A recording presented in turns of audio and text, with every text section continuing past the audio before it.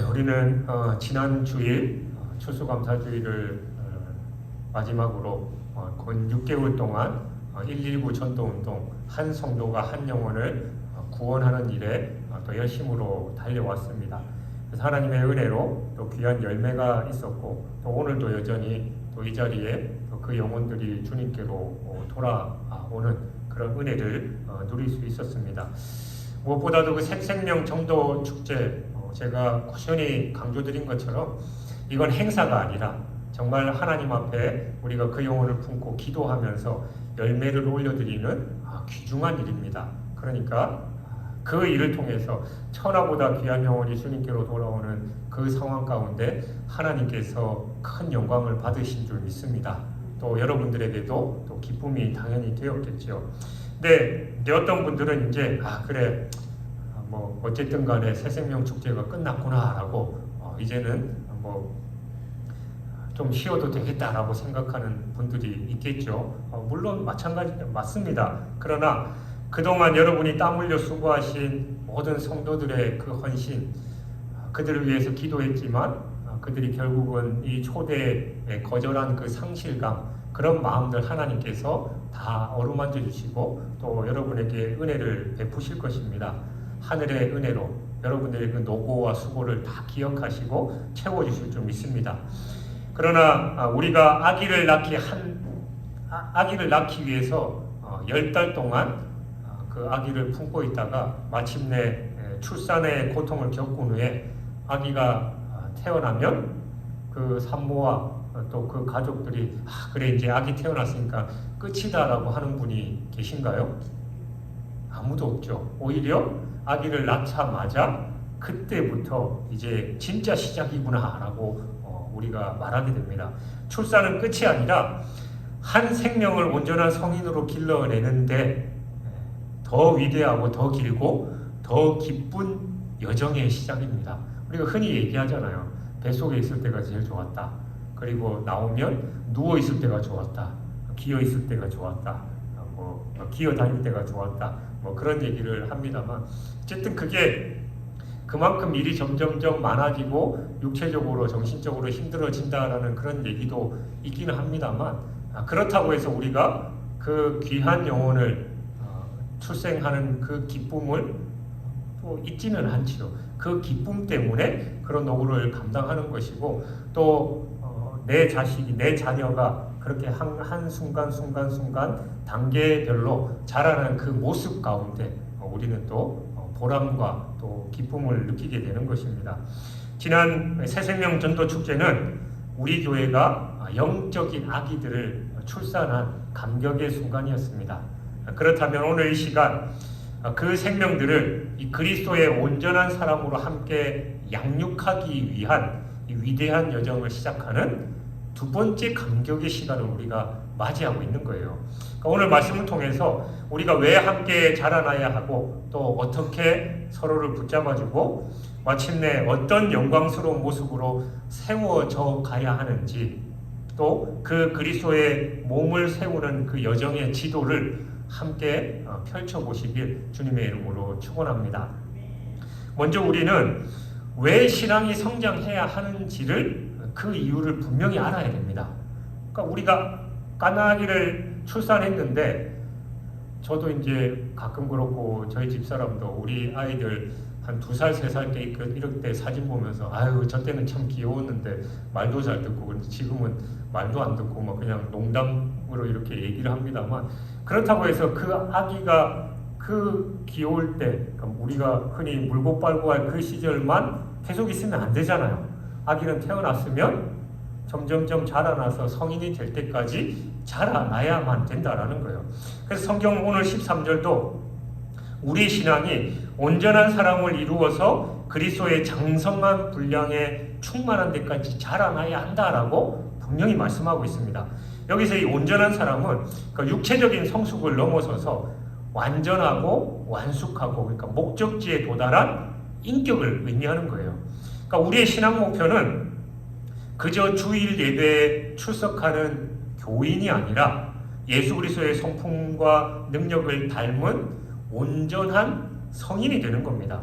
왜냐하면 이어지는 14절은 우리가 이 목표에 이르지 못하고 영적인 어린아이로 머무를 때 겪게 될 치명적인 위험을 경고하고 있기 때문입니다. 이는 우리가 이제부터 어린아이가 되지 아니하며 사람의 속임수와 간사한 욕에 빠져 온갖 교훈의 풍조에 밀려 요동하지 않게 하려 함이라. 그러니까 먼저 여기서 어린아이는 스스로 판단할 능력이 없고 말에 미숙하고 쉽게 속는 존재를 의미해요. 그러니까 영적으로 어린아이로 머무는 성도는 이 세상의 유혹과 이단의 가르침에 너무 쉽게 넘어갑니다. 그러니까 이 신앙적으로 제대로 성숙하지 못하면 누가 이 말하면 혹해서 넘어가고, 그래서 2단이고 3단이고 와서 꼬여내면 그냥 그쪽으로 아무 생각 없이 끌려간다라는 거예요. 그리고 사람의 속임수와 간사한 유혹에 빠져라는 여기 표현에서 간사한 유혹은 이 오류의 방법론, 그러니까 사탄의 치밀하고 조직적인 그 속임수를 의미해요. 그러니까 영적으로 미숙하면 이단의 교묘한 성경 해석이나 거짓된 위로에 쉽게 미혹되어서 영혼을 도둑맞게 되는 겁니다. 그래서 우리는 그러지 않기 위해서 우리가 신앙적으로 성숙해야 되는 거예요. 그리고 온갖 교훈의 풍조에 밀려라고 했는데, 이 단어는 이 거친 파도에 이리저리 내던져지는 이 배의 모습을 의미하는 거예요. 그러니까 믿음의 뿌리가 얕으면 세상에서 유행하는 이 가치관이나 신비주의 혹은 인본주의 사상에 쉽게 휩쓸려 다닙니다. 10월 마지막 주, 얼마 전 그 10월 마지막 월요일인가가 세상적으로는 할로윈데이라고 하잖아요. 그래서 사실은 그 서양에서 유래했는데, 그때 이제 귀신들이 막 움직이는 그런 걸 유래해서 그런 귀신 분장하고 막 다니는 그런 문화가 있습니다만, 우리나라에서도 그게 어느덧 자연스럽게 즐기게 되고, 안타깝지만 몇 년 전에는 그 서울에서 그 할로윈데이를 즐기기 위해서 수많은 사람들이 모여서 많은 영혼이 생명을 잃는 그런 상황도 발생했습니다. 그래서 오늘날 이 많은 교회들이 이 할로윈데이를 그 의미를 우리가 바꿔가지고 할로윈이 아니라 홀리데이라고 해서 홀리나잇데이라고 그런 식으로 표현해서 그걸 좀 기독교 문화적으로 성경적으로 그렇게 바꾸려는 노력들도 있기는 합니다만, 어쨌든 그런 문화에 아무 비판이나 또 정죄 없이 우리가 휩쓸리게 된다라는 거예요. 그래서 영적으로 바로 자라나야 됩니다. 그리고 요동한다라고 했는데, 이 단어는 바람에 이리저리 굴러다니는 그 가벼운 물체를 뜻하는 거예요. 그러니까 삶의 작은 고난과 위기가 닥쳐올 때 견디지 못하고 쉽게 믿음을 포기하거나 하나님을 원망하게 되는 겁니다. 그러니까 한국 교회가 힘을 잃어버리고 교회들이 많은 문제에 휩쓸리는 그 이유가 바로 신앙적으로 영적으로 제대로 성장하지 못했기 때문에 이런 문제들이 발생하는 거예요.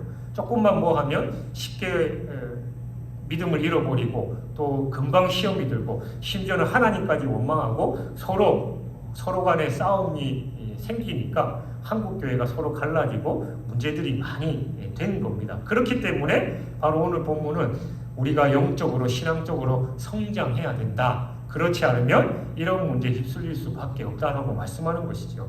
사랑하는 여러분, 특별히 새가족 여러분, 여러분이 예수님을 영접했거나 또 영접하게 될 것이 바로 구원의 첫걸음입니다. 그러나 이제 우리는 이 영적인 전쟁터에서 살아남고 승리하기 위해서는 반드시 성장해야 합니다.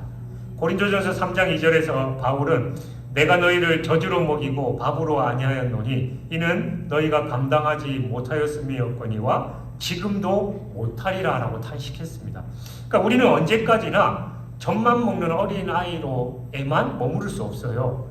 단단한 음식을 씻고 먹고 또 스스로 분별하면서 마귀의 유혹을 능히 이기는 그리스도의 장성한 군사로 함께 자라나야 합니다. 그러니까 시험과 핍박이 올 수도 있어요. 그것을 극복하지 못하고 교회를 떠나는 분들이 많이 있습니다. 우리가 작년 추수감사주일에 어떤 분이 우리 교회 등록하고 나름대로 한두 달 열심히 신앙생활을 하셨어요. 근데 어느 순간 교회를 안 나오시는 거예요. 그래서 왜 요즘 안 보이시냐고 연락을 드리니까 하는 말이 제가 교회를 다니니까 자꾸 몸이 아프고 집안에 우환이 생기는 것 같아가지고 더 이상 교회를 가면 안 되겠다는 그런 생각을 했다라는 거예요. 그래서 제가 그랬죠. 오늘 본문 말씀처럼 교회를 다니기 시작하면 당연히 그런 문제들이 온다. 사탄이 또 악한 영이 교회 다니는 걸 방해하기 위해서 여러 가지 삶의 문제로 건드릴 텐데 그걸 극복해야지만 더 성장하게 되는 겁니다 라고 그렇게 얘기를 했습니다. 여러분, 아기가 태어나서 가만히 누워있으면 부모로서 편하죠. 근데 아기가 성장하려면 어떻게 해야 돼요? 뒤집기도 해야 돼요. 끙끙거리면서 뒤집기 합니다. 그리고 기어다니기 시작하죠. 그냥 기어다니다가 머리 이리 찌고 저리 찌고 해요. 그래도 그렇게 해야 성장하는 겁니다. 그러다가 어느 순간 일어서게 되고 아장아장 걸어요. 엉덩방아도 찢고 이리저리 부딪히는데 그러면 부모 입장에서 야, 너 안 되겠다. 이러다가 머리 이렇게 이만하게 혼나고 그랬는데 그냥 걷지 말고 그냥 가만히 앉아있어. 그냥 누워있어. 엄마가 다 먹여주고 할게. 그렇게 하는 부모가 어디 있어요? 머리 쿵 찧어도 괜찮아 괜찮아 그러면서 격려하고 하면 야는 한 발짝 두 발짝 하다가 나중에 뛰게 되죠. 뛰면 뭐 그냥 잘 뛰기만 해요. 자빠져서 코도 깨지고 뒤로 넘어져서 뒤통수도 깨지고 해도 그게 성장의 과정이니까 격려하는 것과 마찬가지로 신앙생활도 마찬가지입니다. 그냥 교회 오면 모든 게 그냥 자연스럽게 되는 게 아니라 이런저런 문제에 부딪히게 돼요. 그러나 그런 문제를 잘 극복하고 해야지만 그리스도의 장성한 분량에 성장하게 된다는 걸 우리가 기억해야 됩니다. 시험과 핍박을 이겨내야 하나님의 자녀로 거듭날 수 있습니다. 그렇다면 어떻게 이 그리스도의 장성한 분량까지 자랄 수 있느냐? 오늘 본문은 그 비결이 혼자가 아니라 함께 있다라고 말씀합니다. 15절과 16절은 교회를 그리스도의 몸이다라고 비유해요. 머리는 그리스도 예수님이십니다. 이게 이제 엄청난 선언인데 우리 교회 이제 처음 오신 새가족 여러분은 이제 우리 교회에 오신 지 한두 주밖에 되지 않은 분도 계시지만 더 이상 이제 손님으로 오신 게 아니에요. 여러분은 이제 우리 교회의 정식 회원이 되신 것도 아닙니다. 여러분은 이제 예수 그리스도의 몸에 붙어 있는 새로운 지체, 그러니까 몸의 일부가 되신 거예요. 그러니까 여러분이 없으면 우리 교회는 온전한 몸이 될 수 없다라는 그런 책임감도 여러분이 가지셔야 됩니다. 그리고 기존에 계셨던 성도 여러분, 우리는 지난 몇 달간 119 구조대원으로 열심히 헌신했죠. 그러나 이제 우리의 역할이 바뀌어야 됩니다. 물론 계속해서 영혼을 구원하는 일에 우리가 열심을 내는 것도 해야 되고 거기에 플러스해서 한 몸에 붙어있는 피를 나눈 그들이 가족임을 우리가 기억하고 고린도전서 12장 21절 22절 말씀을 기억해야 되는데 눈이 손더러 내가 너를 쓸데없다 하지 못하며 그뿐 아니라 더 약하게 보이는 몸의 지체가 도리어 요긴하고, 그러니까 우리가 볼 때 연약해 보이는 새 가족들이 그 새 가족 지체들이 우리 몸에 없어서는 안 될 가장 요긴한 지체다라는 걸 우리가 기억해야 되는 거예요. 그렇다면 이 몸은 어떻게 자라나느냐? 16절에서 세 가지 핵심적인 사항을 제시합니다. 첫 번째 방법이 서로 연결되고 결합돼요. 그러니까 이 두 단어는 이 건축학과 해부학의 용어예요. 그래서 서로 연결된다라는 것, 목수가 나무들을 틈없이 완벽하게 짜 맞추는 걸 의미하고, 그리고 서로 결합된다라는 것, 뼈와 근육이 인대로 강력하게 결합되는 걸 의미하는 겁니다. 우리가 보통 이제 그 해골들 보면은 그 뼈만 이렇게 있고 뼈끼리 안 붙어 있잖아요. 그러니까 뼈를 지지하고 연결시켜주는 것 바로 그 인대입니다. 그러니까 그 의미예요. 그러니까 새로 태어난 아기가 부모 품에 안겨야만 안겨서 젖을 먹어야만 살 수 있듯이 새로 등록한 새신자는 반드시 기존 성도들과 연결되고 결합되어야만 신앙이 성장할 수 있다는 겁니다. 그러니까 이게 우리가 연약한 지체를 위해서 해야 할 첫 번째 일입니다. 만약 새신자가 교회에 등록만 하고 아무와도 연결되어 있지 못한 채 그냥 혼자 예배만 드리고 왔다 갔다 한다면 그 지체는 몸으로부터 영양분을 공급받지 못해서 금방 메마르고 떨어져 나가게 되는 거예요. 그래서 교회 성장학적으로 교회에 누군가가 처음 왔을 때 3명이 그 사람에게 반갑게 인사하고 하면 연결되어 있으면 교회에 잘 정착한대요. 근데 그냥 교회 가도 아무도 아는 척 안 하고 그냥 와서 뭐 그런 거 같다라고 하면 그냥 몇 번 오다가 자연스럽게 교회를 떠나게 된다라는 겁니다. 그러니까 우리 기존 성도들이 그들을 더 관심을 가지고 인사하고 보듬어 주는 게 필요하다라는 거예요. 그래서 우리 교회는 셀 예배에 생명을 거는 겁니다. 오후 예배 처음에 그런저런 얘기도 있었죠. 왜 예배 안 드리고 셀 모임을 하냐 그런 얘기도 있었는데 예배만큼 셀 모임이 중요하기 때문에 명칭도 셀 예배로 바꾼 거예요. 그러니까 소그룹은 바로 우리 몸의 인대와도 같습니다. 그러니까 이곳에서 우리는 서로의 삶을 나누고 함께 울고 웃으면서 강력하게 결합되는 거예요. 우리 지난 코로나 팬데믹 때 많은 교회들이 문을 닫고 힘들어서 심지어는 삼각교회들은 문을 닫고 없어진 교회들도 많이 있어요. 통계상 보니까 10,000교회, 전국에서 10,000교회 이상이 3년 동안 문을 닫았다고 합니다. 근데 오히려 코로나 때 교회가 더 든든하고 부흥한 교회들이 있어요. 그게 바로 소그룹이 강력한 교회들입니다. 전체 못 모이게 하니까 소그룹에서 서로 모여서 위로하고 격려하고 하나님의 말씀을 나눌 때 그들이 폭발적으로 성장하고 오히려 더 끈끈해졌다라는 거예요. 그래서 이 소그룹이 무너지면 교회도 무너지는 겁니다. 그러니까 소그룹 안에서 나눔이 있어야 되고 서로 품고 기도해야 되는 거예요. 그래서 이 소그룹 셀 모임을 그냥 해치우듯이 하면 안 되는 거예요. 해치우듯이 하면 본인도 알고 함께 참석하는 셀원들도 다 압니다. 그러면 셀 모임 안 가요. 아니, 가봐야 그것도 그냥 대충 하는 것 같은데 괜히 내 시간 낭비하고 그런 시간에 딴 거나 하면 더 좋지. 그런 생각을 하게 안 된다는 거예요. 독수리가 날개친과 같이 비상하기 위해서는 두 날개가 튼튼해야 됩니다. 한 날개가 소그룹의 날개고 한 날개가 이 대그룹 예배의 날개예요. 두 날개가 건강해야만 우리가 힘차게 비상할 수 있지. 날개 하나 가지고 날아가는 새 봤어요? 그냥 파닥거리다가 그냥 주저앉고 마는 겁니다. 그래서 우리는 이 소그룹이 건강해야 교회 전체가 건강하다라는 걸 알고 이 소그룹 모임에 목숨을 걸어야 됩니다. 그리고 몸이 자라는 두 번째 방법이 15절에 나오는데 오직 사랑 안에서 참된 것을 하여 범사에 그에게까지 자랄지라. 여기서 이 참된 것을 하다라는 그 말은 진리를 말하다, 진리를 행하다라는 그런 뜻이에요. 그러니까 성숙한 몸은 두 가지 균형을 이루어야 됩니다. 바로 진리, 참된 것과 사랑이에요. 그러니까 무조건 우리가 새가족에게 이제 새가족이 됐으니까 무슨 잘못을 하든지 또 세상 방식대로 교회 안에서 행동하더라도 괜찮아요. 잘 모르니까 괜찮습니다. 그래도 됩니다라고 칭찬만 하는 건 아프다고 우는 아이에게 계속 사탕만 물리는 것 같아요. 아이가 점점 자라가면서 잘못된 행동을 하고 잘못된 말을 하면 부모로서 따끔하게 뭐라고 하죠. 그러면 안 돼. 예전에 그런 얘기도 있잖아요. 어떤 아이가 옆집에 물건을 하나씩 훔쳐오는 거예요. 그래서 엄마가 그냥 애가 귀여우니까 그냥 이렇게 머리 쓰다듬으면서 웃으면서 말았는데 걔가 이제 점점점 심해지면서 나중에 바늘도둑이 소도둑된다고 나중에 큰 범죄를 저질러서 재판정안에 섰을 때 재판관이 마지막으로 할 얘기가 있냐라고 했을 때 자기가 있다고 일어서면서 자기 엄마한테 다가가서 엄마한테 그런 얘기를 했다잖아요. 내가 어릴 때 내 친구 물건 하나 둘 훔쳐올 때 왜 엄마는 웃으면서 나를 쓰다듬어 줬냐고.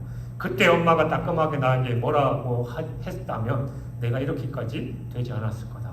물론 그게 전부는 아니겠습니다만 그러니까 우리가 아이들에게 잘못된 부분에 따끔하게 혼을 내는 것과 같이 우리가 새가족들이 세상의 방식이나 교회 문화나 이런 거에 대해서 잘 모를 때 따끔하게 혼내는 게 아니라 친절하게 그 얘기 상황에 대해서 잘 알려줘야만 바르게 성장할 수 있다는 거예요. 그러니까 신앙생활을 누구한테 배우느냐가 참 중요합니다. 그래서 처음 신앙생활할 때 교회 생활은 이렇게 하는 거야 하고 교회 정도를 알려줘야 되는데 그거 안 해도 돼요. 다 안 하니까 대충대충 하면 된다 하면 진짜 대충대충 신앙생활을 하게 되는 거예요. 제가 지금까지 목회를 하고 신앙생활을 하면서 수많은 성도들, 또 여러 형태의 성도들을 만나봤는데 정말 신앙생활을 제대로 배운 성도들이 처음부터 끝까지 신앙생활을 잘해요. 그러니까 특별히 자기를 인도한 분에 따라서 신앙생활을 하는 경우가 많죠. 그래서 예배는 철저하게 지켜야 되고 예배는 최소한 10분 전에 와서 앞자리에 앉아야 되고 이런 것들을 새가족 처음 신앙생활을 할 때부터 잘 배운 사람은 그게 자기의 신앙의 체질화가 돼요. 근데 자기를 전도한 사람이 맨날 교회 지각하고 늦게 오고 그 다음에 뭐 교회 행사하면 바쁘니까 이번에 안 가도 된다고 그러면 그 사람도 그냥 그렇게 신앙생활 해버리는 겁니다. 그래서 우리는 신앙의 정도를 잘 알려줘야 돼요. 근데 말만 해서는 안 돼요. 그 사람은 내 말을 배우는 게 아니라 내 행동을 보고 배우는 겁니다. 내가 어떻게 신앙생활을 하느냐에 따라서 그 세 가족도 신앙생활을 한다는 걸 우리가 잘 알고 우리는 신앙의 정도, 바른 길을 내가 걸으면서 그들에게 알려줘야 되는 거죠. 반대로 세 가족의 연약한 모습을 볼 때마다 율법에 잣대를 대면서 어떻게 감히 교회에서 그런 행동을 하냐고 그렇게 얘기해도 안 되는 거예요. 이제 막 걷기 시작한 아이에게 너는 그따구로 뒤뚱뒤뚱밖에 못 걷냐고 똑바로 걸어야죠. 그렇게 걸으면 팔자 되고 오다리 되고 그러면 안 되라고 뭘 하면 안 되잖아요. 그래서 우리는 서로 우리가 지난 9월 달에 서로 사랑하며 환대하는 교회라는 제목의 말씀을 나눴는데 예수 그리스도께서 부족한 우리, 죽을 수밖에 없는 죄인인 우리를 받아주신 것처럼 우리도 서로 받아주는 게 사랑입니다. 그 사랑 안에서 우리 또한 진리이신 말씀을 함께 나누고 때로는 서로 권면하면서 함께 자라가야 하는 거예요. 그래서 사랑으로 진리를 말하고 진리로 사랑을 실천하는 곳, 그곳이 바로 성숙한 교회입니다. 진리와 또 사랑이 결합되어야 한다는 거죠. 그리고 몸이 자라는 마지막 핵심 원리가 16절 하반절에 나옵니다. 그 몸을 자라게 하며 사랑 안에서 스스로 세우느니라 각 지체의 분량대로 역사하여. 그러니까 여기서 역사한다라는 그 말은 에너지 그리고 일한다라는 그런 뜻이에요. 그러니까 몸은 교회 그리스도의 몸인 이 교회는 목사 혼자서 일한다고 결코 잘하지 않습니다. 몸은 각 지체가 하나님이 주신 분량대로 각자의 자리에서 역사할 때 자라나는 거예요. 새가족 여러분은 더 이상 이 잔치의 손님이 아닙니다. 여러분은 이 몸을 함께 세워갈 일꾼이 되신 거예요. 하나님께서 여러분 각자에게 이 교회에서 섬길 수 있는 놀라운 은사를 여러분도 모르는 사이에 이미 다 주셨습니다. 어떤 분은 노래 잘하는 은사가 있으실 거예요. 어떤 분은 가르치는 은사가 있는 분도 계시고 어떤 분은 그냥 따뜻한 위로의 말, 그 사람을 또 품어주고 안아주는 그런 따뜻한 분이 계십니다. 또 어떤 분은 그런 건 잘 못해도 나는 묵묵하게 혼자 화장실 청소하고 교회 청소하고 아무도 보지 않는 데서 그렇게 봉사하는 은사가 있는 분도 있어요. 그러니까 여러분의 그 작은 섬김이 우리의 몸을 자라나게 하는 핵심 에너지입니다. 이게 이 헬라어로 에네르게이안이에요. 그 사역한다라는 역사한다라는 그 뜻이 우리가 어떤 만화에 에네르기파하고 에너지라는 표현 쓰잖아요. 그게 바로 이 원어에서 이제 유래된 건데 그래서 우리는 그 에너지를 발견하고 또 헌신해야 합니다. 또 그리고 기존 성도 여러분은 이제 우리는 새 가족들이 자신의 이 에너지를 역사하는 달란트를 발견하고 일할 수 있도록 자리를 내주고 격려해야 되는 거예요. 주방은 내 몫인데 자기가 요리 잘한다고 새 가족이 들어오면은 내가 여기를 오기까지 몇십 년이 걸렸는데 왜 당신이 와가지고 감내나 배나라 하냐. 아니 요리 잘하면 우리 같이 하자고 당신 맛있는 음식 성도들이 같이 나눠 먹으면 얼마나 좋냐라고 그렇게 우리의 자리를 내어주고 격려해 줄 줄 알아야 되는 거예요. 그러니까 우리의 사역을 독점하는 게 아니라 그들이 일할 수 있도록 돕는 그런 멘토가 되어야 한다는 겁니다. 여러분 그렇다면 건강하고 성숙한 몸은 왜 필요할까요? 여러분들은 운동을 왜 하셔요? 건강미를 자랑하기 위해서 하시는 거예요? 건강한 몸은 우리가 건강하게 일하기 위해서잖아요. 우리 마찬가지로 우리의 영적으로 건강하게 성숙하기 위한 이유가 목적이 바로 우리에게 주신 사명을 감당하기 위해서입니다. 우리 교회가 이렇게 치열하게 자라나야 하는 이유는 우리끼리 행복한 교회를 만드는 데서 그치지 않습니다. 우리의 궁극적인 목적은 이 건강한 몸과 마음을 가지고 세상에 나가서 아직도 죽어가는 그 영혼들을 하나님께로 돌아오게 해서 하나님 나라를 확장하는 그 사역을 하기 위함입니다. 그러니까 119 전도운동은 지난주로 끝난 게 아니에요. 그건 이제 막 2기가 시작된 겁니다. 그래서 우리가 공식적으로 오늘부터 다시 오후에 셀 모임을 마치고 전도 현장으로 나가는 거예요. 우리 몸의 지체가 된 새가족 여러분들이 내년에는 또 다른 새가족들을 모시고 올 119 전도운동이 되어야 되는 겁니다. 그래서 이 아름다운 생명의 여정을 함께 이어가는 거예요. 교회가 세워진 목적, 교회가 존재하는 목적이 바로 영혼을 살리는 겁니다. 교회가 이 일에 열심을 내지 않고 그냥 우리들끼리 야유회 가고 우리들끼리 맛있는 거 해먹고 우리들끼리 게임하고 행사하면서 노는 거, 그러면 그 안에서 문제가 발생할 수밖에 없어요. 그러나 교회는 죽어가는 영혼을 위해서 세상으로 나가 땅끝까지 가서 복음을 증거할 때 바로 교회는 건강해질 수 있다는 겁니다. 제2차 세계대전 당시에 폭격으로 폐허가 된 영국의 한 마을에 예수님 상이 서 있었어요. 근데 이 폭격의 여파로 예수님 상에 두 손이 그냥 깨져 버리고 말았습니다. 마을 사람들이 고민을 한 거예요. 예수님 저 상을 우리가 어떻게 복구할까? 어떤 사람들은 우리가 성금을 모아가지고 예수님 손을 다시 만들어서 붙이자라고 하고, 또 어떤 이들은 그냥 두자, 그래도 나름대로 의미가 있고 한데 이런저런 얘기들이 있었습니다. 오랜 논의 끝에 마을 사람들은 한 가지 문구를 그 동상 받침대에 새겨놓기로 했습니다. 그 문구가 바로 이런 겁니다. 그리스도께는 이제 손이 없습니다. 오직 우리의 손만 있을 뿐입니다. 사랑하는 여러분, 예수님은 이 교회의 머리가 되십니다. 그러나 이 땅에서 고통받는 이웃을 안아주고 낙심한 자를 붙잡아 일으키며 새가족을 섬기는 일은 하늘에 계신 예수님께서 직접 하실 수도 있지만 직접 하시는 게 아니라 이제 땅에 있는 예수님의 몸인 지체인 바로 저와 여러분, 우리 교회가 하는 거예요. 새가족 여러분, 여러분은 이 영광스러운 그리스도의 몸, 그분의 손과 발이 되기 위해서 부름을 받았습니다. 그러니 홀로 있지 마십시오.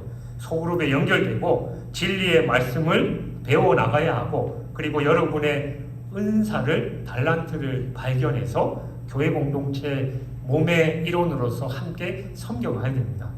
그리고 기존 성도분들은 여러분의 수고는 끝난 게 아니에요. 영적인 부모가 되는 더 큰 기쁨의 여정이 시작됐습니다. 그래서 사랑으로 새가족을 품어내고 그들이 우리와 함께 이 위대한 사명을 감당할 수 있도록 인내로 도와주면서 우리는 계속해서 하나님 나라의 확장을 위해서 복음을 증거하는 일에 열심을 내야 된다는 거예요. 6개월 동안 우리가 119 전도운동을 펼치면서 나름대로 열심히 기도하고 그 영혼을 위해 전도하기 위해서 애쓰신 분들도 있고, 어떤 분들은 간혹 그러려니 하면서 지내오신 분들도 분명히 있을 겁니다. 여러분, 행사로 끝난 게 아니라 이제 시작됐다는 걸 여러분이 기억하시고, 여전히 여러분의 가족들, 친지들, 이웃들, 저 죽음을 향해서 달려가는 그 영혼들을 향해서 애절한 하나님의 마음을 품고 그들에게 지속적으로 복음을 증거하시길 바랍니다. 그리고 우리 교회 주변에 늘 왔다 갔다 하는 저 영혼들에게 우리가 나가서 복음을 증거해서 그들로 하여금 우리 교회가 있다는 걸 알려주고, 또 하나님께서 그들에게 여전히 그들을 사랑하시고 그들이 하나님께로 돌아오기를 바라신다라는 걸 우리가 기억하게 해서 그 열매를 맺어내야 될 줄 믿습니다. 그래서 우리 모두가 각자의 자리에서 힘을 다해서 서로 세워주고 또 그리스도의 장성한 분량에까지 함께 자라남으로 말미암아 이 땅에 하나님 나라를 확장해 나가는 위대한 그리스도의 몸이 되시길 주님의 이름으로 축원합니다.